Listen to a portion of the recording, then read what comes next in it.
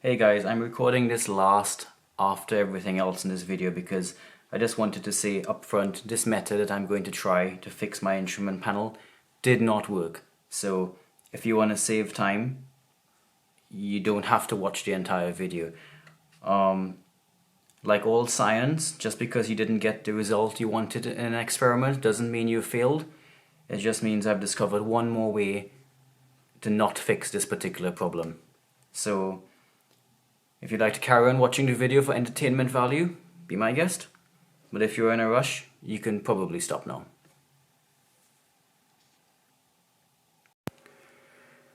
Hey everyone, welcome to this follow-up video on fixing the instrument panel lighting in my Honda Civic. If you remember from last time, I swapped the panels out with a panel from a manual Honda Civic, and unfortunately it didn't work. So as I promised, I'm going to try to have a closer look at this instrument panel to see if I can change actually just the broken part, which is this knob here. Now, unfortunately, this is as far as you can go with the disassembly, because the motors for the dials are soldered onto the board and the shafts go through and connect to the needles on this side, and there's no way to get the circuit board out anymore without destroying the motors, and that's going to render it useless. You know, it doesn't matter if it's destroyed on this board because this is a donor board, but if I need to put the part onto my proper board, I won't be able to. But all is not lost. What I was able to do is just pry the board up enough to have a little look underneath. Let's see if I can show that to you. It's that clip, and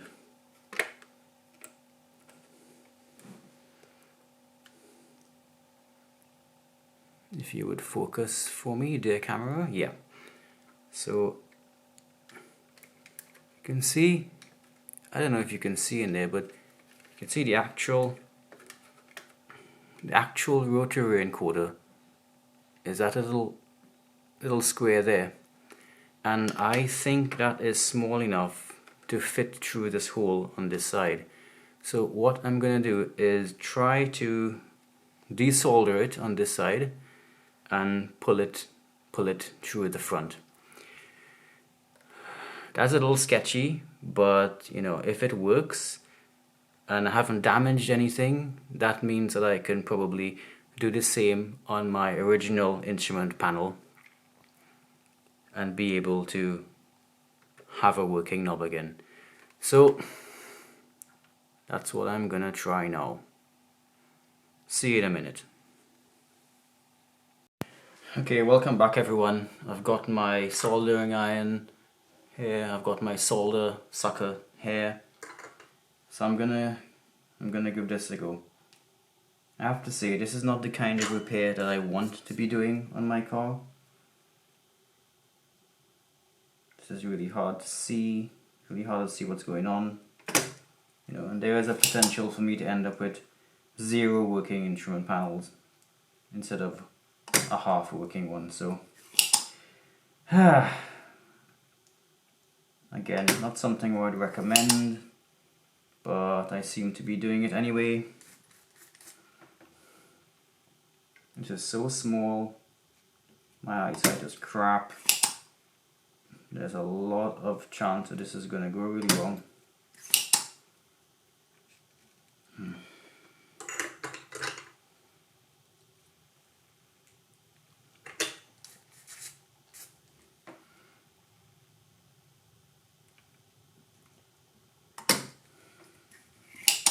It's really important to have one of these tools because it's really the only way to get all of the solder off.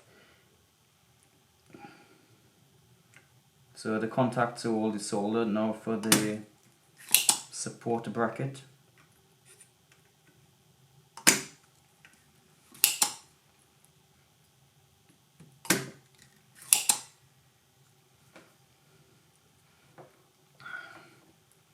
Just keep at it a little bit at a time.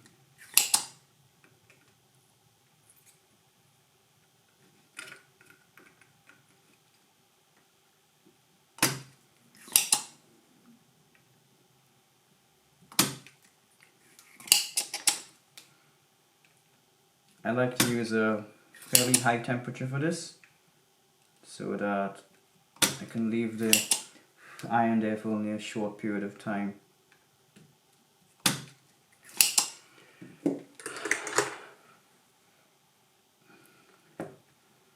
I wish I could see.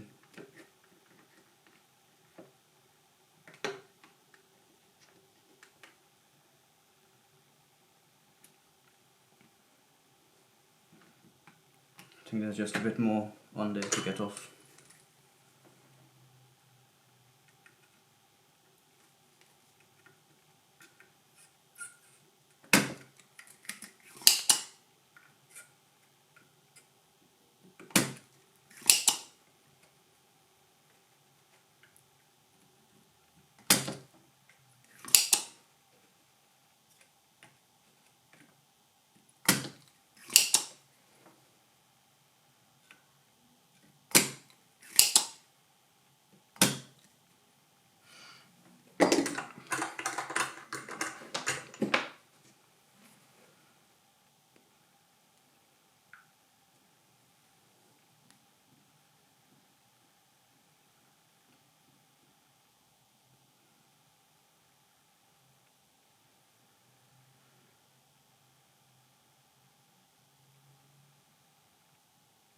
I think there's a bit more on the bottom here.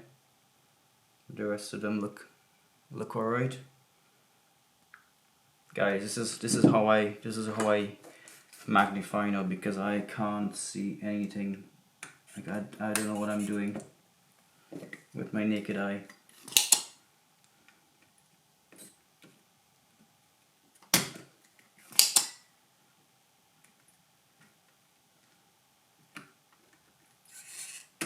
Right. Has it worked?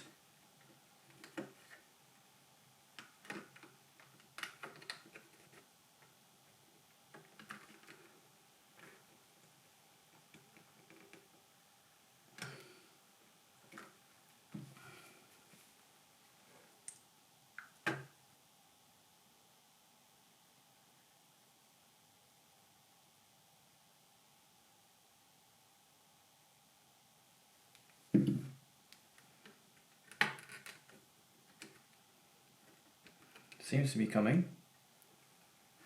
I think I might have just done it. Yeah, okay. It is out now, it's loose. Now just to get it through the hole. Ha! There we go. Camera, focus. Focus camera, please. On my hand.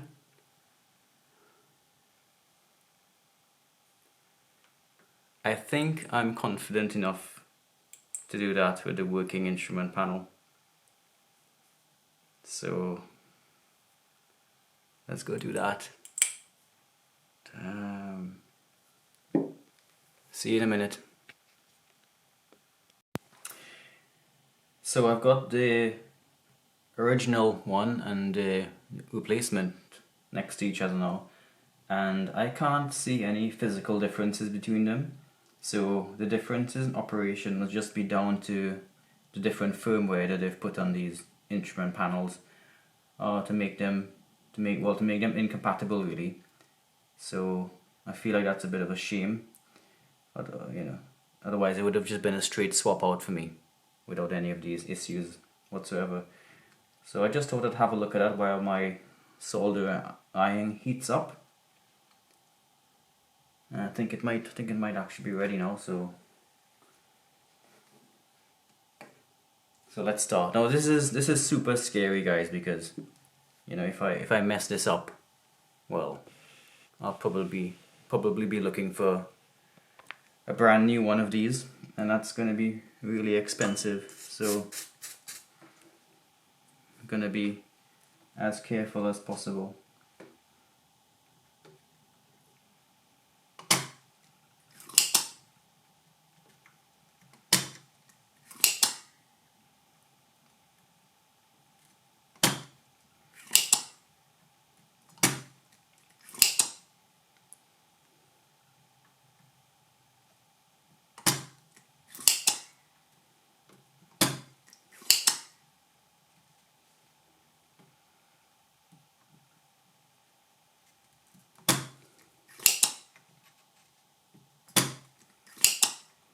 My eyesight sucks.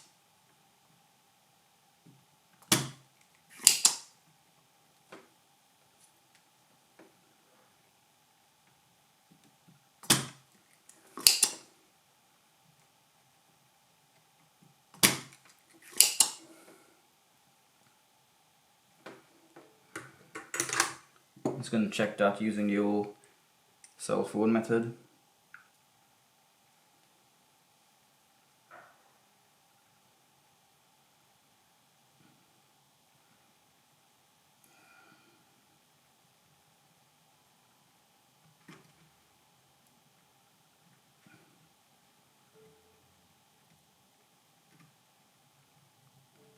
These ones feel loose, and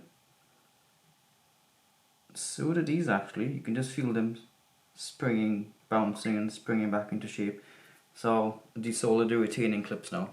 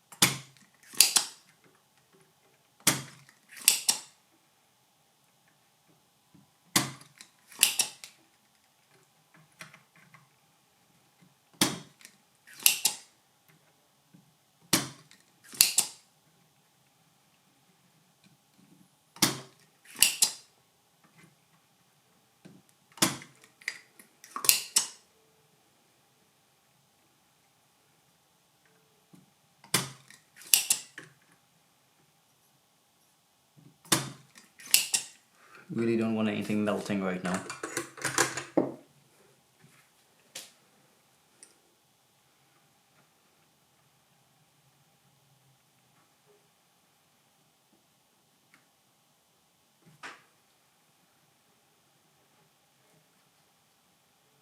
Okay, I can see that it's still joined up here.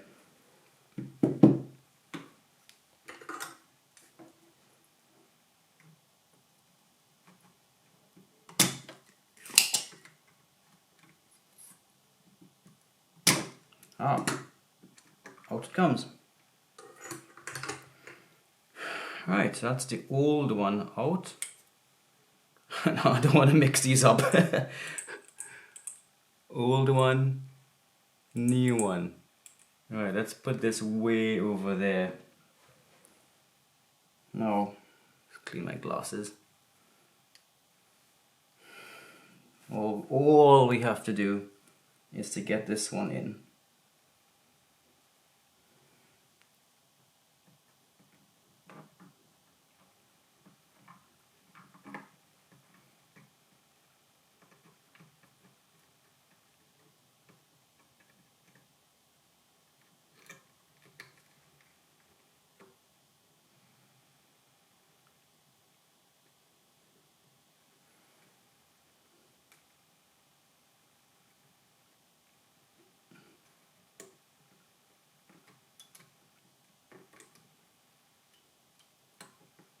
Right.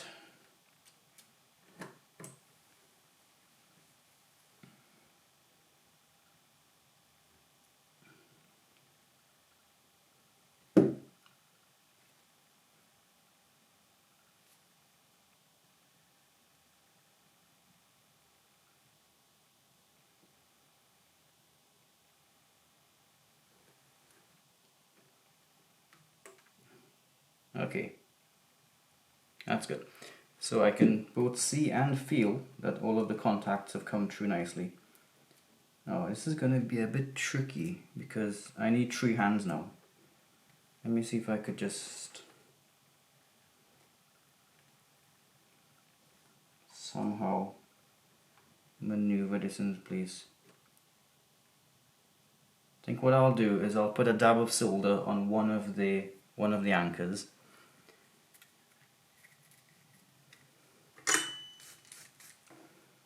This one probably.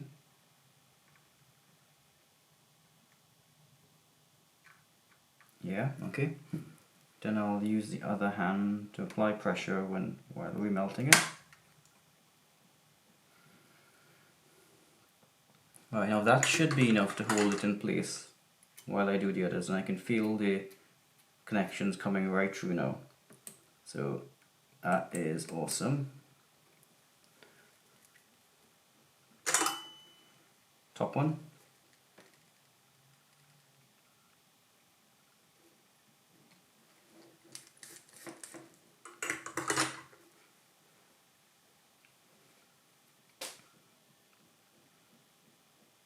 There, that's pretty nice. Let me take a picture of that so you can see what it looks like close up.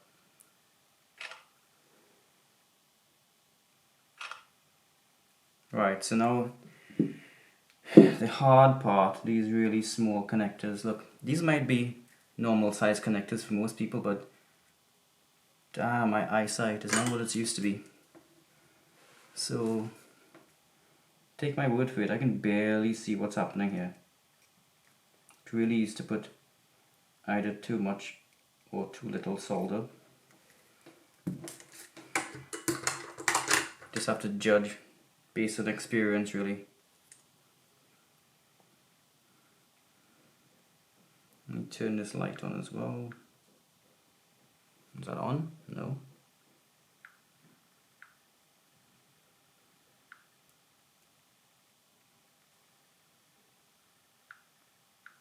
There we go. Yeah, looks alright.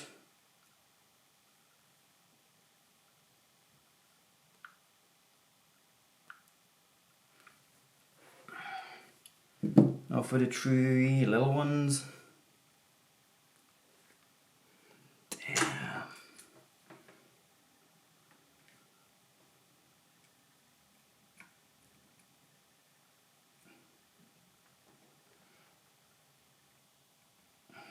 Damn. No, I need to take a break. Okay guys, I'm back. Sorry about that. You have to believe me, I really can't see what I'm doing at all. So I'm gonna give this another go. I just had a look at the ones I've done so far and they're fine, so I trust myself to just know what I'm doing, I guess. Okay, that's the last two. Just check to make sure I haven't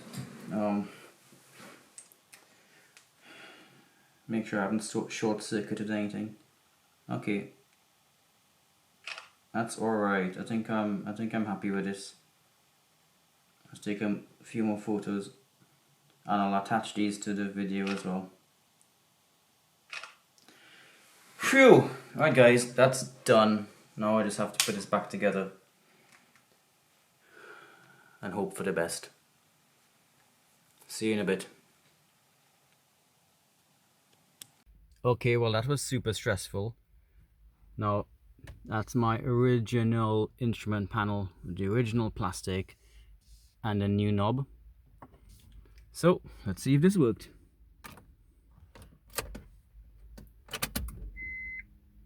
Shit.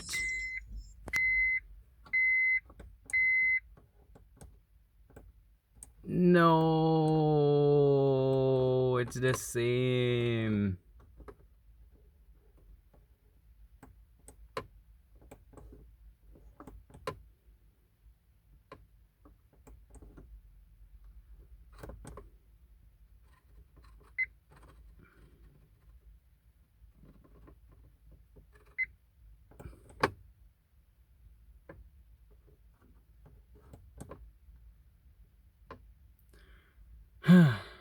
I'm going to review the video to make sure I haven't put the old one back.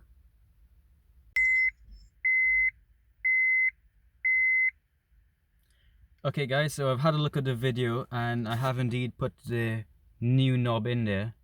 And you know, it's been in here for maybe 30 minutes now, and every time I've turned the ignition on, the lights work. So, you know, it might be fine. In any case, the next step, if it doesn't work, is to replace the entire instrument panel with one from an automatic Type S, just to be sure that it works. So I'm gonna put it all back together now. That's it for now. Thanks for watching. I hope this helped you. Bye for now. Just before I go, I want to add that nothing was destroyed permanently in the making of this video, so I still have 2 instrument panels working as they did before, and I'm pretty proud of that. You know, it's very easy to mess these things up, and I didn't, so that's a plus. Okay, I hope you enjoyed watching. Bye for now.